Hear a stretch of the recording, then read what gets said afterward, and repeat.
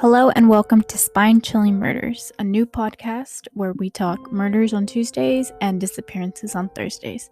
Before we start, I just want to give a quick word to our sponsors.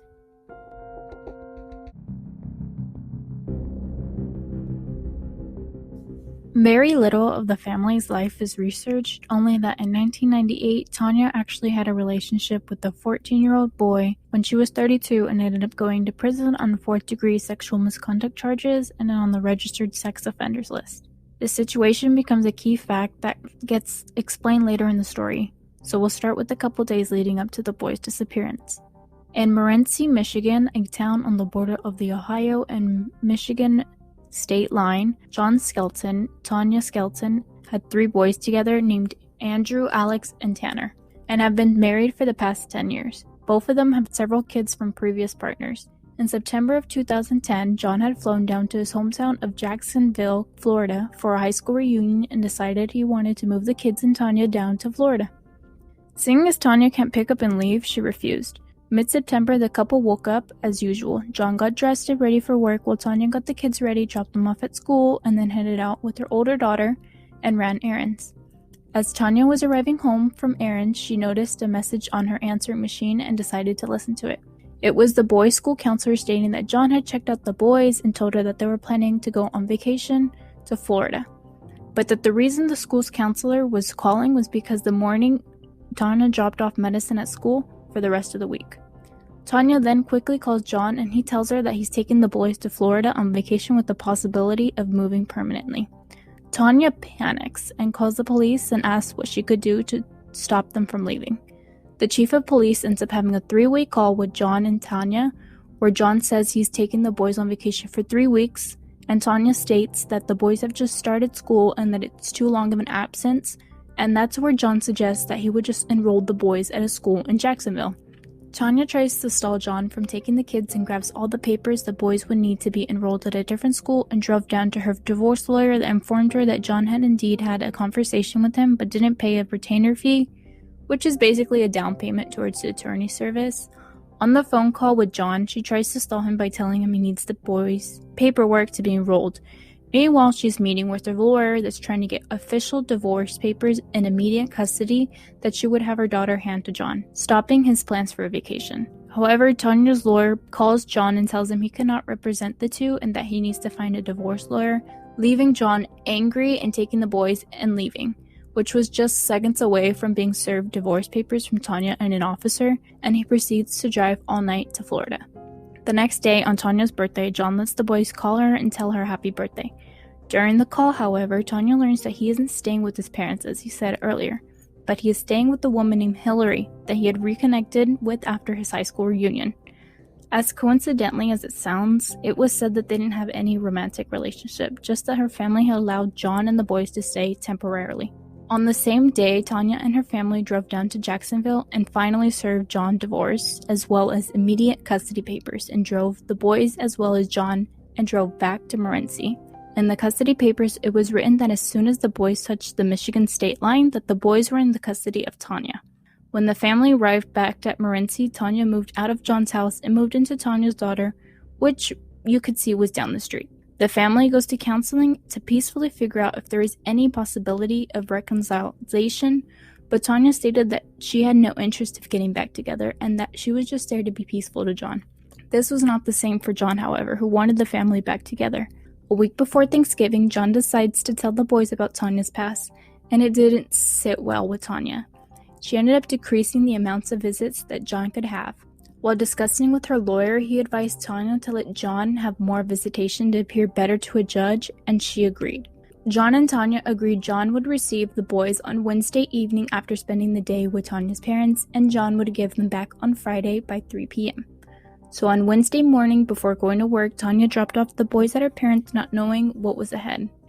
On Friday, November 26, 2010, Tanya calls John to see if she could pick up the boys a little early. And that's when John said that they weren't home and that they were actually at a friend's. But Tanya looked out the window and asked why his car was in the driveway. That's when he said a friend named Joanne Taylor had picked them up and spent Thanksgiving with her. It is important to remember the name Joanne Taylor as the name becomes more important in the case.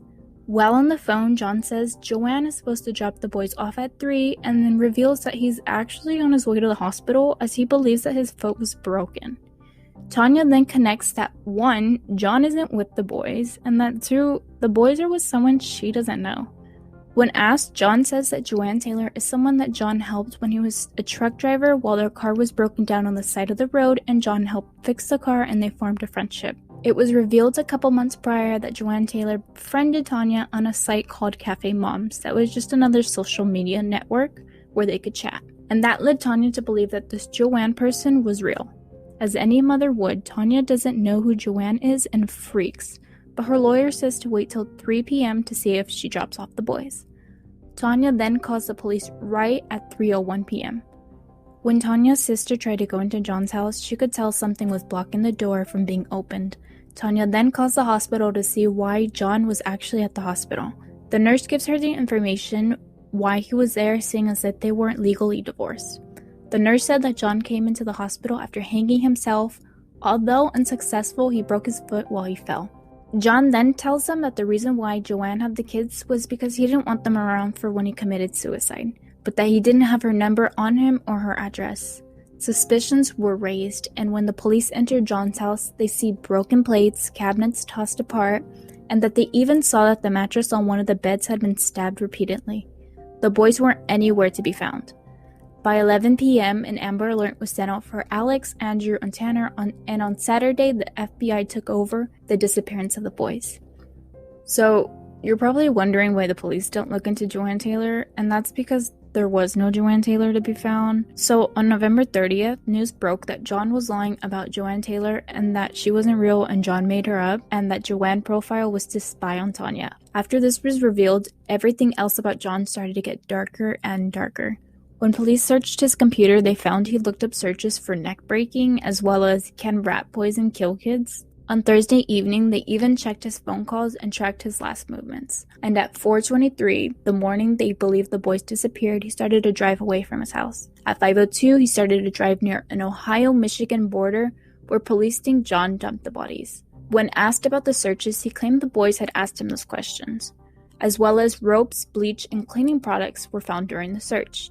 He said that the cleaning products were just for cleaning around the house and the large amount of ropes were for a project with the boys, but he couldn't say what it was because of the investigation, but that the boys never touched them, nor did he plan on hurting the boys with it. In those days, John made a phone call to his pastor and said that he had taken the boys home but not back to his ex-wife or relative, and that the pastor should know what he meant. When John was asked what he meant, he said that the FBI and Donna, his pastor, wouldn't leave him alone, and that he said that just to get rid of him, and that it wasn't true. Throughout the investigation, John kept bringing up Tanya's past, and he even went as far as to say that the boys came to him to say Tanya was saying sexual things to them. John said that he believed Tanya was mentally and physically sexually abusing them. John says he even tried to report it to the police station, but that they didn't take him seriously. But the police say John never went to the police station or called to report it. John says he tried to report it to the police station, but they didn't take him seriously. But the police say that John never went to the police station or called to report it. This led to John claiming he gave the boys to someone who could relocate them in less than legal ways. In an attempt to get them out of the alleged abuse Tanya was doing, this led to John claiming he gave the boys to someone who could relocate them in less than legal ways, in an attempt to get them out of the alleged abuse Tanya was doing. During the investigation, however, his story had changed multiple times. He went from the original to saying that he gave the boys to the Amish. Knowing that there were many Amish communities nearby, they investigated the lead thoroughly, but they said that it was unlikely. One of the leaders of the Amish said it was unlikely John gave them to the communities since all the groups around Morenci were close and that they knew the boys, and that 3 new boys wouldn't go unnoticed and an entire community wouldn't cover up something like this. John's parents said that John knows they're safe, but that he didn't say where and that they didn't want to know as long as they are away from the alleged abuse of Tanya. The Morenci police made a statement saying that they don't believe the boys were alive since some of the statements John made in court made it seem that they were no longer alive. In 2011, John was charged with 3 counts of unlawful imprisonment and sentenced to 10 to 15 years, while the case went cold.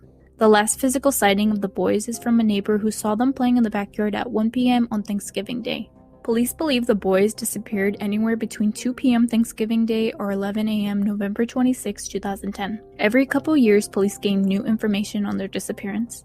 On December 15, 2017, in Missoula, Montana, police discovered the bones of 3 young boys that they believed were the Skelton brothers. However, scientists determined that the bones determined to be around 100 years old. Another tip was made in May of 2019 that a woman said a man matching John's description and his car were parked in the side of an Ohio river on Thanksgiving Day. In 2020, John was up for parole but was denied, making him finish the 2 years left on his sentence at Bellamy Creek Correctional in Iowa, Michigan. John has made statements with news and interviewers. He said that when he was watching the Montana Discovery in prison, he said that he just rolled his eyes and said, "Those are not my boys." His fellow inmates weren't as welcoming anymore when Discovery was made, and said that the inmates started calling him a child killer and a monster and promised they'd find a way to retaliate against him. The boys' bones have not been found. The disappearance of the Skelton boys still goes unsolved. A picture of what the boys would look like now has been posted on the official Spine-Chilling Murders podcast Instagram. If anyone has information on the disappearance or whereabouts of Andrew, Alexander, and Tanner Skelton, you are urged to contact the Michigan State Police at 1-517-636-0689 or the National Center for Missing and Exploited Children at 1-800-843-5678. Now, this case has more questions than answers and many, many theories as to what happened to the boys. I believe that John is responsible for the disappearance of the boys, but also that he knows the actual truth of what happened to the boys. But I want to hear your theories.